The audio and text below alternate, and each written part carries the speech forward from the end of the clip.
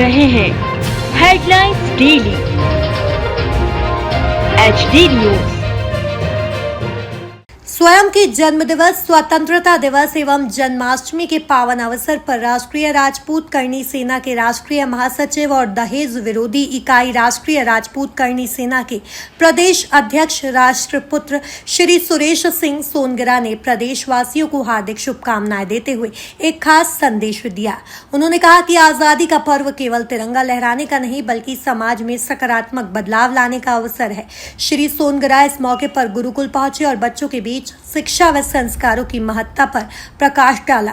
उन्होंने माता पिता से अपील की कि वे अपने बच्चों की पढ़ाई में सहयोग करें और उनके उज्जवल भविष्य के लिए हमेशा साथ खड़े रहें। सोनगरा ने जन्मोत्सव मनाने के तौर तरीकों पर भी एक अनूठा सुझाव दिया। उन्होंने कहा कि बड़े मंचों और खर्चीले आयोजनों की बजाय हर व्यक्ति अपने जन्मदिन या विशेष अवसर पर पौधारोपण करे, जरूरतमंदों को वस्त्र और भोजन उपलब्ध कराए तथा उनकी मदद करे। यही सच्चा उत्सव और वास्तविक समाज सेवा है। भावुक होते हुए सोनगरा ने कहा कि बीते वर्ष उनके पिताश्री का देहांत हो गया, लेकिन उनकी सीख हमेशा यही रही कि हमारी संस्कृति और गुरुकुल परंपरा को बचाए रखना ही सबसे बड़ा धर्म है। उन्होंने मीडिया से अपील की कि इस सकारात्मक संदेश को जन जन तक पहुंचाया जाए। अंत में सोनगरा ने प्रदेशवासियों से आह्वान किया कि स्वतंत्रता दिवस पर हर कोई एक नेक काम करे और जरूरतमंद की मदद करके भारत को वास्तविक अर्थों में विश्व गुरु बनाने में सहयोग दे।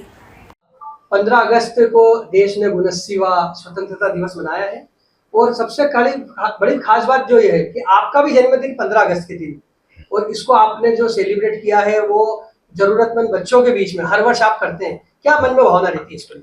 देखिए, सबसे पहले तो मैं आपको एक ही चीज कहना चाहूंगा कि 15 अगस्त की तो हार्दिक शुभकामना दे चुके हैं। आज जन्माष्टमी है।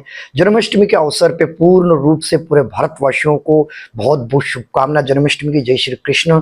और बात रही जन्म उत्सव की, जो बहुत अच्छा तगड़ा मनाया, और जो मेरा मैसेज आपके मीडिया के माध्यम से पिछली बार भी दिया था मैंने कि भैया मुझे कोई उपहार देना चाहते हैं या कोई गिफ्ट देना चाहते हैं या फिर मुझे विश करना चाहते हैं तो एक जरूरतमंद की मदद कीजिए।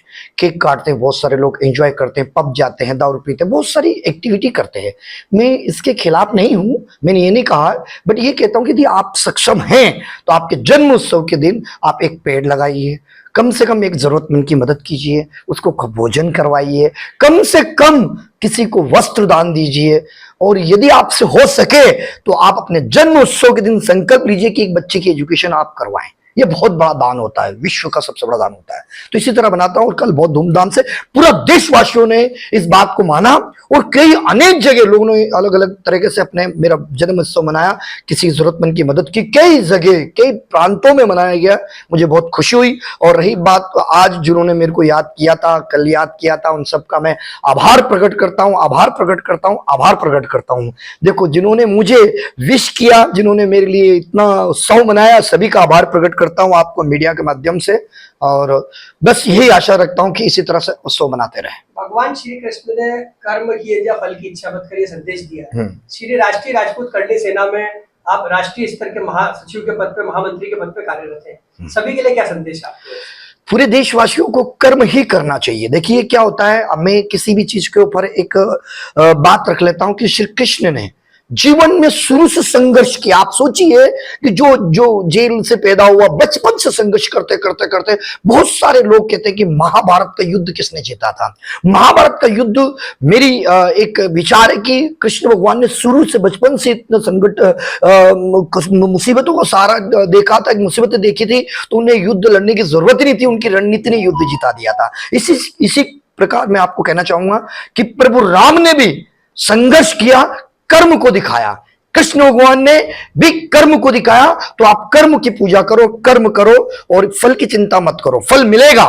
यदि आप कहते हैं, भाई एक और बात कहते हैं, जो घर से निकला ही नहीं वो होता है गुमराह, और जो मेहनत करता है वो खाली हाथ नहीं लौटता है। तो बस ये चीजें हैं, इसको समझिए, मेहनत कीजिए।